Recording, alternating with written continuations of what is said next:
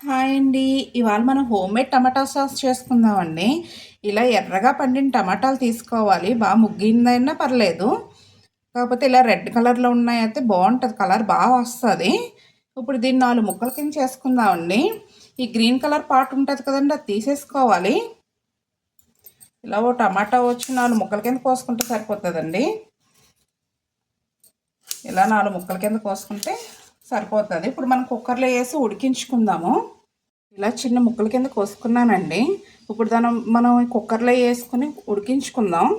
ఇలా ఒక కుక్కర్ తీసుకున్నానండి. టమాటాలన్నీ దీంట్లోకి వేసేసుకుందాము. నేను 1 కేజీ దాకా టమాటాలు తీసుకున్నాను కదండి. దాంట్లోకి ఒక చిన్న ఉల్లిపాయ వేసుకుంటున్నానండి. ఎంత కాదు, ఒక సగము. అలాగే వెల్లుల్లి కూడా కొద్దిగా, అలాగే దాల్చిన చెక్క అండి, చిన్నది 1 ఇంచు అయితే సరిపోతుంది. 2 లవంగాలు కూడా వేసుకుంటున్నాను. ఒక అర గ్లాస్ వాటర్ వేసుకుంటున్నానండి నేను దీంట్లోని. ఇందాక చెప్పాను కదండి, చెక్క లవంగా అది అంతే వేసుకోవాలండి, లేకపోతే టమాటా సాస్ ఫ్లేవర్ డామినేట్ చేస్తుంది. ఇప్పుడు కుక్కర్ మూత పెట్టుకుని 4 విజిల్స్ వేయించుకోవాలి. అయితే ఉడికిపోయినాయండి. ఇలా చిల్లులు గిన్నె తీసుకుని దాంట్లోకి వడగట్టేసుకోవాలి. మనం ఈ టమాటాలు అయితే పూర్తిగా చల్లారనివ్వాలండి. చల్లారిచ్చాక మిక్సీ పట్టుకోవాలి మనము. ముందు ఇప్పుడు చల్లారనిద్దాం దీన్ని. టమాటాలు అయితే పూర్తిగా చల్లారిపోయినాయండి. మిక్సీ పట్టుకుందాం ఇప్పుడు దీన్ని. ఇలా మిక్సీ పట్టుకోవాలండి, వీలైనంత మెత్తగా పట్టుకోవాలి మనము. ఇప్పుడు దీన్ని మనం వడగట్టేసుకుందాం. ఇలా నేను కుక్కర్ కింద తీసుకున్నానండి. దీంట్లోనే మనం ఇప్పుడు ప్యూరీ తీసుకుని ఉడకపెట్టేసుకోవచ్చు. ఇలా ఒక జాలి తీసుకుని ఇప్పుడు మనం ఫిల్టర్ చేసుకోవాలి టమాటా గుజ్జుని.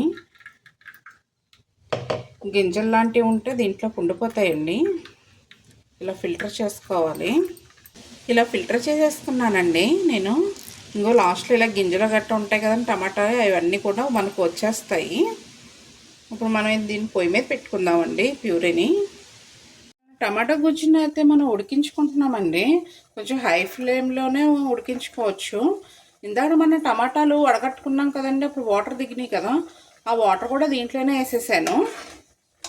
ఇప్పుడు దీంట్లోకి మనం కొంచెం షుగర్ వేసుకుందామండి. ఇలా నేను ఒక 1/2 కప్పు షుగర్ తీసుకుంటున్నానండి. తర్వాత చూసుకుని వేసుకుందాం మనం. సాస్ అయితే చిక్కపడటం స్టార్ట్ అయ్యిందండి. ఇప్పుడు దీంట్లోకి సాల్ట్ వేసుకుందాము. సరిపడినంత సాల్ట్ వేసుకుందాము. చూసుకుని మీ టేస్ట్కి తగ్గట్టుగా సాల్ట్ వేసుకోవాలి. హై ఫ్లేమ్లోనే దగ్గరుండి ఉడికించుకోవాలండి. ఇలా చుట్టూరు ఉన్నది తీసుకుంటూ ఉండాలండి మధ్యలోని ఇలాగా. ఇలా చుట్టూరు తీసుకుని మళ్ళీ దీంట్లోకి ఈ ఉడుకుతున్న దాంట్లోకి వేసుకుంటూ ఉండాలండి. టమాటా సాస్ అయితే ఉడుకుతుందండి. ఇప్పుడు దాకా నేను షుగరు సాల్ట్ వేసాను. అలాగే ఇప్పుడు నేను కొద్దిగా కారం కూడా వేసుకుంటున్నానండి. ఇది ఆప్షనల్. చిన్నపిల్లలు ఉంటే కారం స్కిప్ చేయొచ్చు. హాట్ అండ్ స్పైసీ సాస్ అని వస్తుంది కదండి, నేను ఆ మోడల్లో చేస్తున్నాను ఇప్పుడు ఇది. దీన్ని కూడా ఇప్పుడు కలిపేసుకుందాం బాగాని కలిసేలాగా. మనము కారం వేసేలోకి చూసారా, మంచి కలర్ వచ్చిందండి. చాలా బాగుంది కలర్ అయితే. ఇంకా దగ్గర పడినిద్దామండి దీన్ని. టమాటా సాసు నిలవ ఉండటానికి కొంచెం నిమ్మప్పు వేసుకుంటున్నానండి. లేకపోతే వెనిగర్ అన్న వేసుకోవచ్చు, ఒక 2 స్పూన్లు. నేను ఒక 1/2 స్పూను నిమ్మప్పు వేసుకుంటున్నాను. ఇంకా దగ్గర పడిపోయిందండి. ఒక 10 నిమిషాలు అయితే ఇంకా అయిపోయినట్టే మన టమాటా సాసు. మన టమాటా సాస్ అయితే రెడీ అయిపోయిందండి. ఈ థిక్నెస్లో ఉంటే సరిపోతుంది. కట్టేసుకుందామండి. ఇప్పుడు చల్లారాక ఇంకొంచెం థిక్గా అవుతుందండి.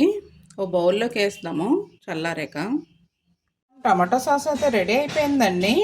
ఈ రెండిట్లో ఏది కొన్నది, ఏది హోమ్ మేడో మీకు కామెంట్ చేసి చెప్పండి. ఇది నెంబర్ 1, ఇది నెంబర్ 2. జార్ అయితే తీసుకున్నానండి. దీంట్లోకి వేసుకుందాము టమాటా సాస్ని. ఇలా జార్లోకి వేసేసుకుందామండి మన టమాటా సాస్ని. హోమ్మేడ్ కెచప్ అయితే రెడీ అయ్యిందండి. చాలా బాగా కుదిరింది.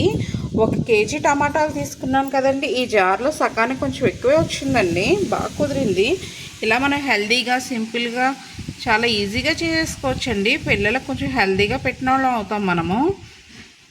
ప్రతి దాంట్లోనూ ఇప్పుడు సాస్ వేసుకునే తింటున్నారు కదండి పిల్లలు. ఒక్కసారి ట్రై చేయండి. చాలా సింపుల్గానే ఉన్నది, పెద్ద టైం కూడా ఏం పట్టలేదండి చేయటానికి. ఈ వీడియో కనుక మీకు నచ్చినట్టయితే లైక్, షేర్ అండ్ సబ్స్క్రైబ్.